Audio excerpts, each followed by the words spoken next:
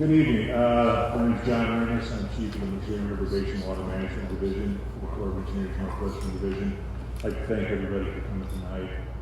This is the second of 7 meetings we're going to have this week. We report back this morning, and we'll be here in Sioux City tomorrow and on the basin. Before I begin, I'd like to make sure that everyone that wants a copy of the agenda or the handout has one. If you don't have a copy of the agenda and need one, just raise your hand. Ed will bring it to you.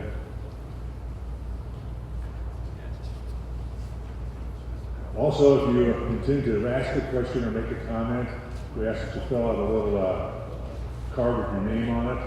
That's so for our records, so we know who spoke and we get your name spelled right. So if you'd like to do that and you need a card, just raise your hand and Ed will bring you one of those. And when you're done filling it out, raise your hand and Ed will correct that. You don't have to fill out a card, but it just helps us out a little bit. Also, if you're speaking from a prepared statement, we would ask that you leave a copy of that with us for our records so that we get all of it in there. We don't have anybody recording the meeting, we're just taking notes, so that would help us out a lot. In addition to providing comments or asking questions at this particular public meeting, there's some forms over there that you can fill out a comment and leave it with us, or you can take the form and mail it to us, or you can email us. Our email address is on the last page of the handout. There's also business cards over there with our email address on it. The purpose of our meeting is primarily water management, and we're here to provide a technical discussion on that. Members of my staff in the National Weather Service will talk on that. But we understand that there may be some other issues that you would like to talk about. We have some folks from our operations division here as well. Ask the questions. If we can't provide the answers to get your response, we'll take that message back to the Wilmot District or the division and get back in touch with you. Our final 2021-22 annual operating plan was posted in in late December of 2021. So if you have any questions about that, you can do that as well. I'd like to do some introductions here from my staff. I have Mike Swenson, who is the team leader for our power team. Ryan Larson, he is our reservoir regulation team leader. Many of you knew Kevin Brody. He retired at the end of the year, and Ryan took his spot there. Matt Nelson, he works in the power production team. Ed Clary is our admin. Our other division staff member is Eileen Williamson. She works for our PAO office here. From the Omaha District, we have Sheila Newman. She's the chief of the operations division. We also have with her Troy Paisley. He is the emergency operations. And I'll get this right this time. Calvin Alvarez, he's a natural resource chief in the Omaha District. Also from the project office, we have Todd Lindquist here, who's the Garrison operations manager and some of this staff. We also have Alan Saug here from the National Weather Service here in town. He'll be providing a little bit of the outlook for the next 3 months as it is. Just to kind of set some sideboards here, we're going to continue to operate the system through this drought to meet the authorized purposes of the system. As described in our master manual and all laws, including the Endangered Species Act, we're going to comply with those and the requirements in the biological opinion. Having said that, I'll repeat what we said this morning. There is not going to be a Fort Peck flow test in 2022 out of Fort Peck. For those of you who may be concerned about that or aware of that or want to know more about that, we're not doing it this year primarily because of the lake level of Fort Peck. So we'll see what Mother Nature does for us in the next 8 or 9 months. Maybe we'll do it in 2023, maybe. With that, I think I'll turn it over to Alan. You want to come up here and give us the good news on the weather. Sure, we can try that. I hope everybody here gets an opportunity to later on thank the Corps of Engineers for bringing the weather that's about ready to impact Bismarck. I'm personally going to give the credit to John for that one. So I've been asked to come up and talk a little bit about what's been transpiring over the last 6 months to a year. And so what we're looking at here are some HPRCC or High Plains Regional Climate Center graphics. And what we can see on the left of it is departure from normal in temperature. And so if you were in that blue category, you were roughly normal. Okay? As you start climbing up into the greens, the yellows, and the oranges, that signifies a very warm signature. And when I mean warm, once you get 2 degrees above normal, okay, it's been something that ever since I started working for the Weather Service, I kind of do every now and then. I'll ask somebody that's kind of a lay person in weather, and I'll be like, John, was last month warmer, near normal, or colder than normal? And the average layperson will absolutely get it correct if we're off by 1/2 of a degree, because it leaves that much of an impression on people. So when we start seeing these departures from normal of 2, 3, 4 degrees, especially out there in Montana, that's really significant. That's a very warm season that they've had. So then here on the right, you see percent of normal precip. Now this only goes back to January 1st. And regrettably, of course, winter time is the dry time for the northern Great Plains. Okay, January, February, they only average about 1/2 of an inch of moisture each month for the months of January and February. March is a little bit wetter at about 3/4 of an inch. So when we start looking at this, and this is the percent of normal, right? We see a lot of it in the 70 to 50% of normal category up around here. So it's been a pretty dry year. From basically the Missouri River east, we were really on track for a nice snowpack this year until about 8 weeks ago. And then we just stopped receiving snow. I thought we were going to see a lot of flooding out in the James River Basin this year, and basically we had nothing because they stopped receiving snow out there about 6 or 8 weeks ago. Okay? So it's been a little bit dry, and like I say, the temperatures, we've been warmer than normal. So let's look at the April, May, June temp and precip outlook, okay? Here's where we start looking at the early part of the growing season, and regrettably, for those of us in the northern Missouri River Basin, or the high plains, as we often refer to it, they've thrown this into the equal chances designation. That means we have a 33 1/3% chance for either being above normal, near normal, or below normal. And in this case, that's for both temperature on the left and precip on the right. And largely the reason for that is because the El Nino Southern Oscillation, we have been in a La Nina pattern. Okay, La Ninas tend to make us a little cooler and sometimes a little wetter than normal, but the reality is we're transitioning out, and we have been for several weeks now. So we've been thrown into the equal chances category for that 3-month period of April, May, June, and because of that, we don't really have a strong signal for giving people guidance on that. However, as we go forward into the summer, okay, if you remember last summer, it was warm and it was hot, okay? That is kind of the same expectation. Look at how stark the seasonal temperature outlook is for June, July, or I'm sorry, this goes July, August, and September.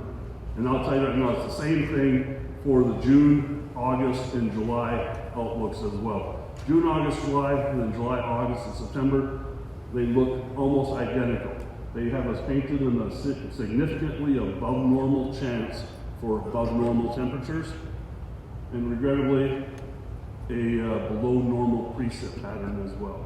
So that's kind of the depressing thing, is that as we get into the later part of the growing season, we do have expectations that the eventual outcome will be somewhat drier than normal and probably warmer than normal as well. So the drought status across the U.S., we look over here. I always like showing the bigger picture as well. So you see the Missouri Basin River Forecast Center. So that's the entire Missouri Basin up above St. Louis. And you can see out in Montana especially, that very important snowpack. They've been in a drought out there for a fair amount of time, much like we have here as well. The only thing is that here in North Dakota, our drought has been kind of pushed farther and farther west. If you've been watching the U.S. Drought Monitor over the last several months, you've seen that roughly from the Highway 83 corridor east, we've seen significant improvement on the U.S. Drought Monitor. Not so much as we go west of Highway 83 corridor, or basically west of the Missouri River here in Bismarck. So the outlook is kind of expecting the drought to at a minimum persist. So despite this very significant weather event that we really do have on tap for the next couple of days, the general mantra is one storm does not break a drought. So we'll keep that in mind, because the outlook is for continued drought throughout the western part of the state. Now here's the flood potential. This is kind of old hat right now at this point, old news. They did have some with respect to flooding along the James River in South Dakota. We pretty much got rid of all the snow in North Dakota in the James River Basin, and it basically all disappeared into the soil. Right now, Jamestown Dam isn't even expected to fill this summer to their normal operating level. Pipe stem has filled, and they're using a little bit of their flood control, but it's not a big issue. But Jamestown Dam, without a little bit of help from Mother Nature, probably won't even fill this year. Okay, so key points going forward, climate outlook. La Nina's favored continue, but it should be transitioning here as we go through. Not out of the question to return to La Nina again this fall. That would make it 3 in a row. That is not something that happens very often, but a third La Nina in a row going into the fall and winter months is fairly unusual. Warm and dry, yeah, I've already mentioned that. Over the next several months, especially as we get into the heart of the growing season, the heart of summer, June, July, August, sure looks to be warm and dry. So the drought, regrettably, I don't have a lot of good news on that, is likely to persist.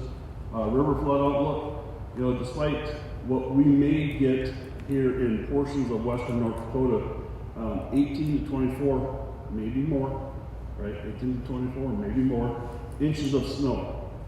And that's going to come as roughly a 10 to 1 ratio. 10 inches of snow should equal about an inch of water. So think about it. Over the next couple of days, we're going to see large swaths of western North Dakota are going to get anywhere from maybe 1.25 inches up to almost 3 inches of water dumped on it. But it's likely coming as snow. Looking forward, not a lot of warm temperatures. So we're going to see that snow landing on top of thawed ground. In northern North Dakota, we have frost at the surface anymore. Maybe in the Turtle Mountains.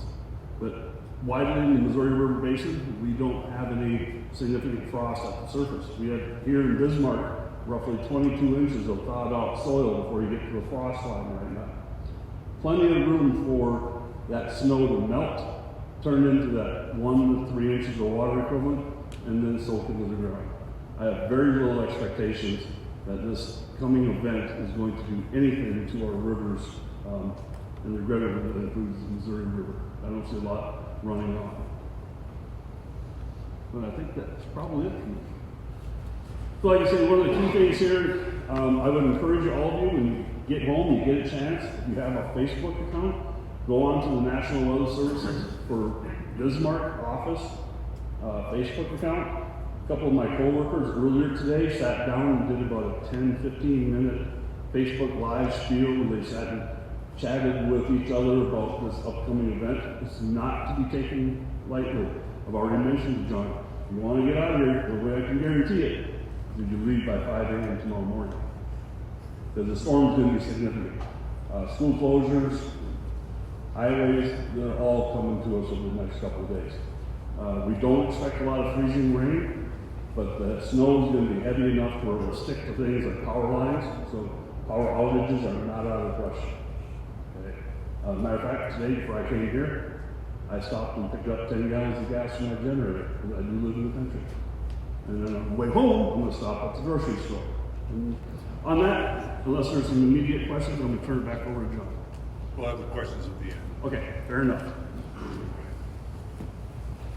Good evening, everyone. As John said, I'm Ryan Larson. I am the RESREG team lead in Missouri River Basin Water Management. I'm going to go over a little bit of the system overview and upper basin runoff. So first off, Our mission is pretty obvious, to regulate the Missouri River Mainstem reservoirs, but our number one priority is always life and safety. So to achieve that priority, our operational decisions that we make daily are usually driven by annual runoff conditions, which vary depending on if we have a high runoff year or a low runoff year.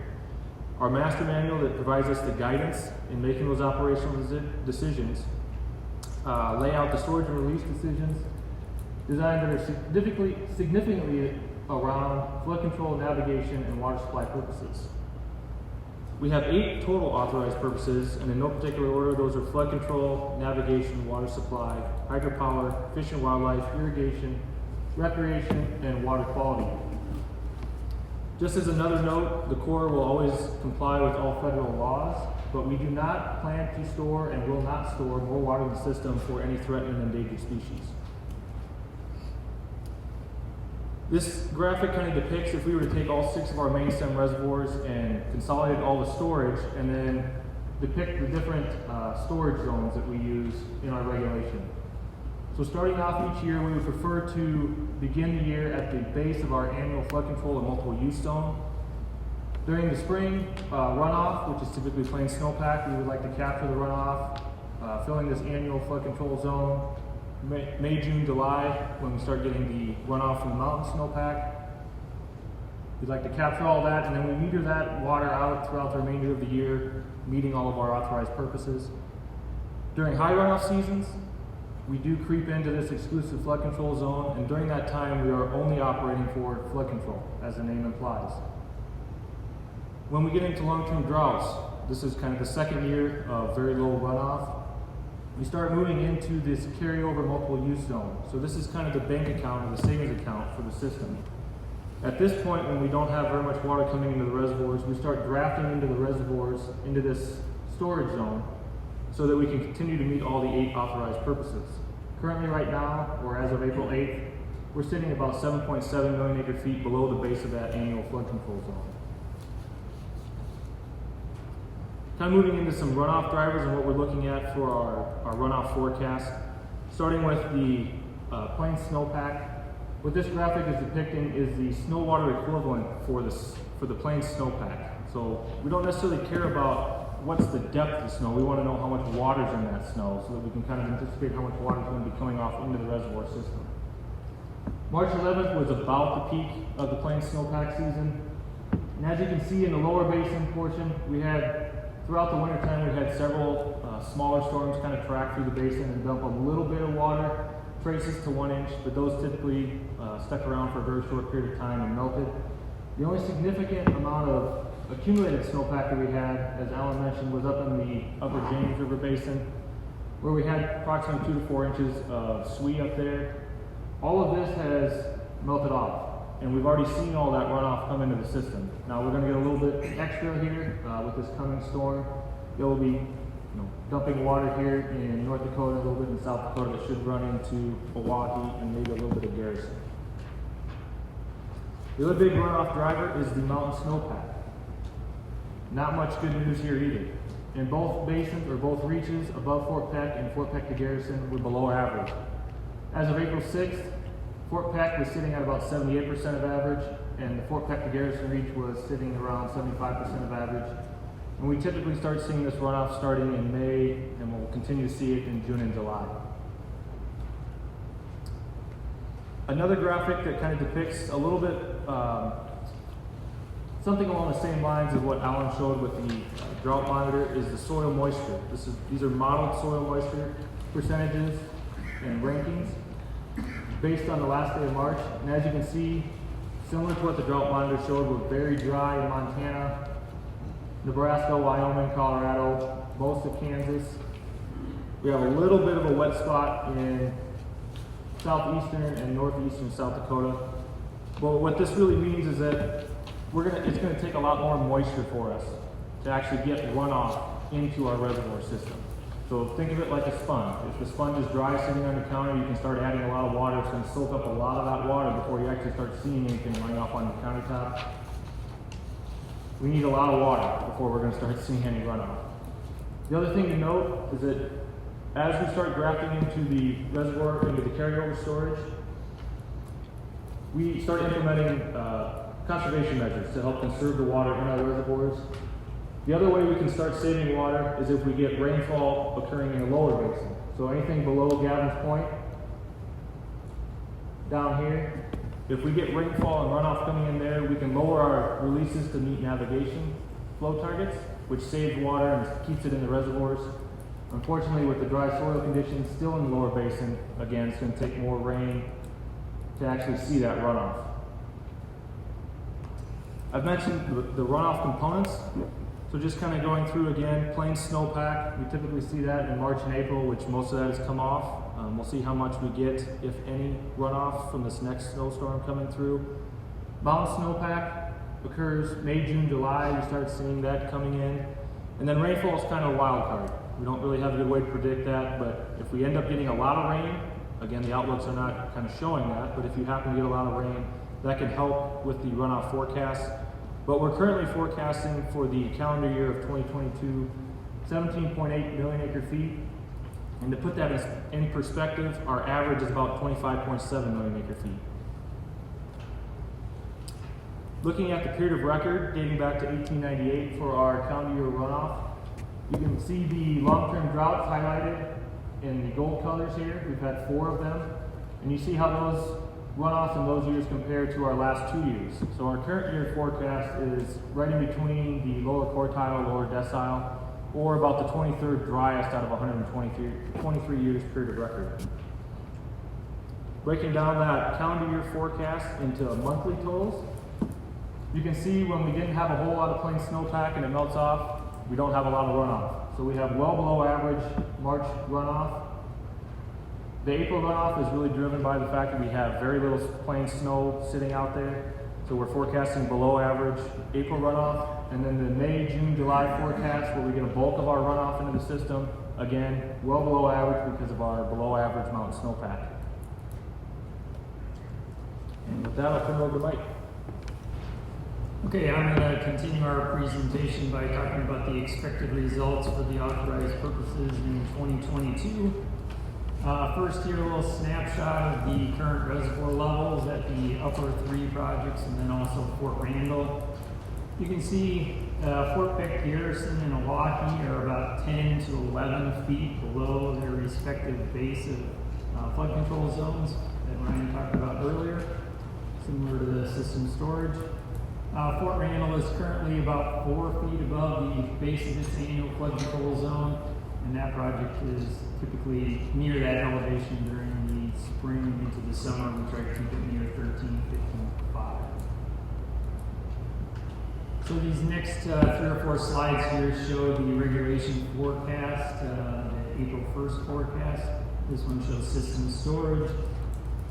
The black line here is the system storage, the actual system storage going back to the beginning of last year.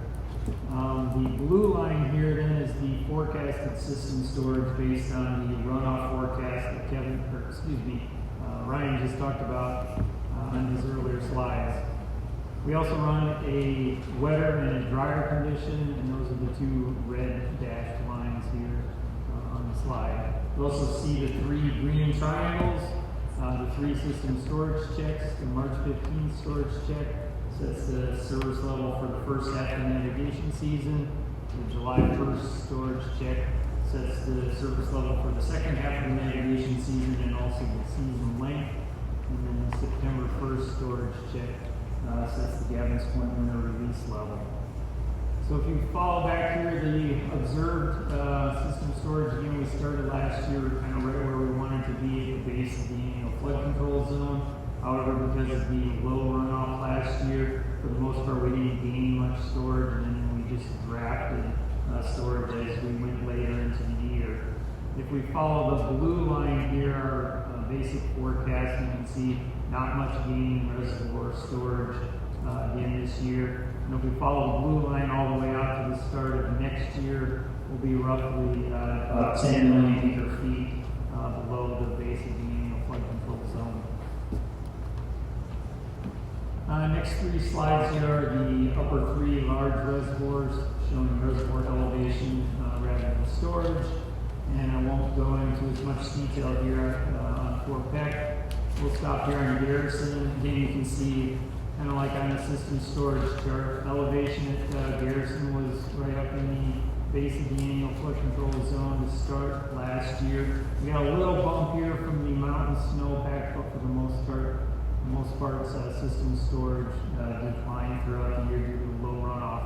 And again, you can see if we follow the blue line, we do see a little bit of bump from the mountain snow melt on our forecast, but then for the most part, a decline in reservoir level later in the year.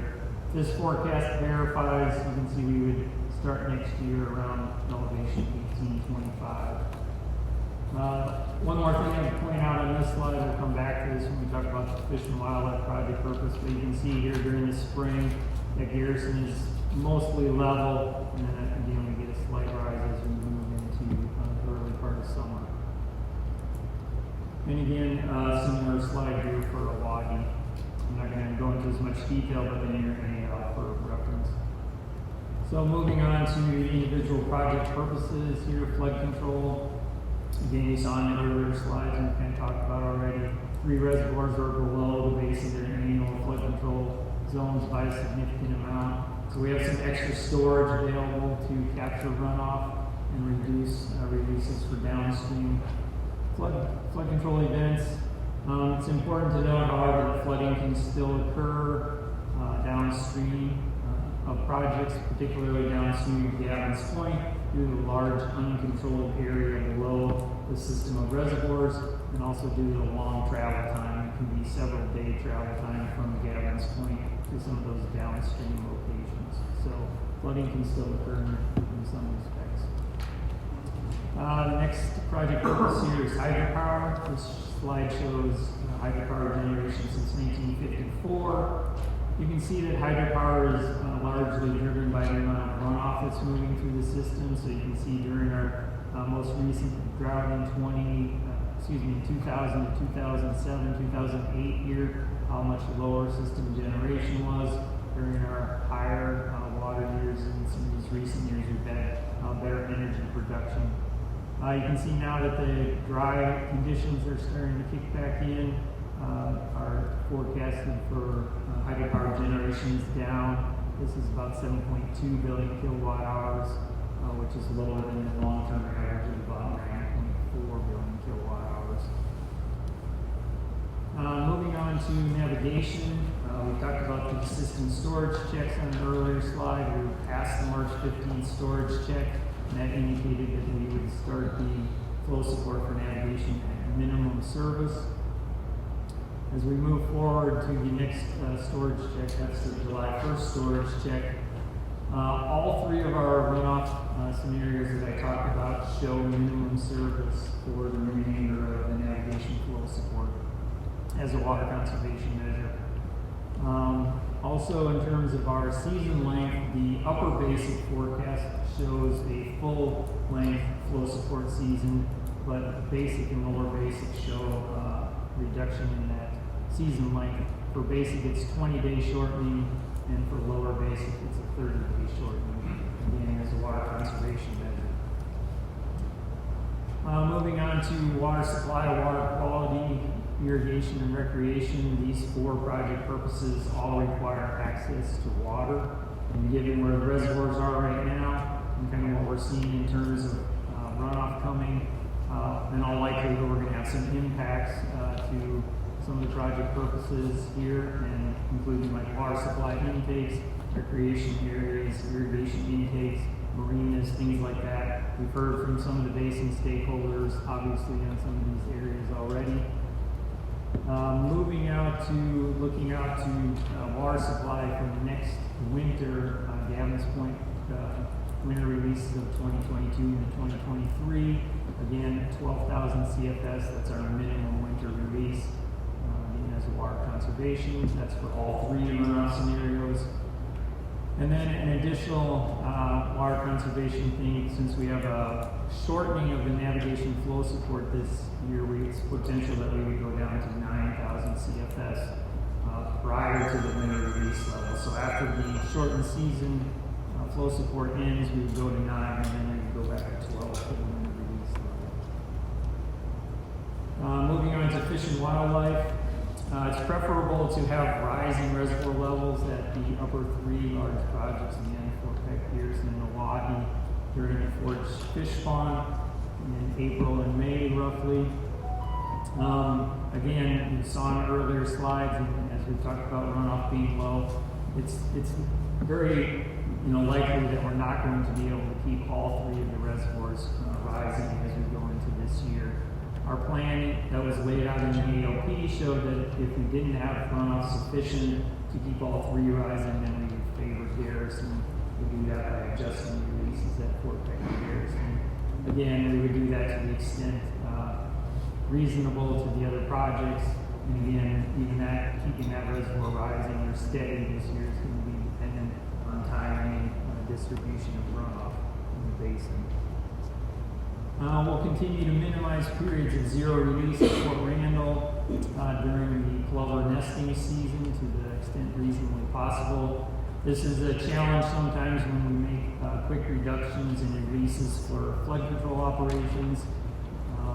And also this year, since we're on minimum service releases, there's a possibility that the overall average daily releases will be down, which can contribute to more hours of zero release. And then we'll continue to monitor cold water habitat in reservoirs. This is particularly true at Garrison as we get later into the summer and early fall period. In terms of threatened and endangered species, the piping plover and the pallid sturgeon, the least term was removed from the endangered species list in 2021. That really didn't change much of our regulation since a lot of what we were doing for the tern we're still doing for the plover. And so we expect to have pretty typical bird operations for the plover this year, including the potential for Gavin's point, steady release flow to target, we call it. That's where we set a steady release at the beginning of the bird season that allows us to meet the downstream targets, keeps the birds nesting up a little bit higher. And then if we need to, as it gets later in the nesting season, we flow to target or we increase releases to meet the downstream targets. And then we also have sometimes done a daily release cycle. The daily release cycle is 1 day up at that steady release level, followed by 1 or 2 days down at some lower level. The cycling of releases can be done both as a water conservation measure and also as a flood risk reduction measure. For years, we've done intraday peaking patterns at both Garrison and Fort Randall. Those peaking patterns provide a benefit to the hydropower project purpose, but they also give us steady stages on the sandbars downstream of the system where the plovers are nesting. And then we'll continue to do measures to minimize stake. John mentioned this earlier a little bit. The record of decision for the Fort Peck test releases was signed in November of last year, but because of the low Fort Peck reservoir level, there will be no test flows this year. So to summarize then, you saw the below average runoff forecast. Water conservation measures are going to continue. We essentially enacted water conservation in July of last year. We continued that through this past winter, and now we're on minimum service flow support for navigation. So expected continued water conservation measures. Reservoir releases and elevations likely going to be lower than average based on what we're seeing right now. With that, I will turn it back to John.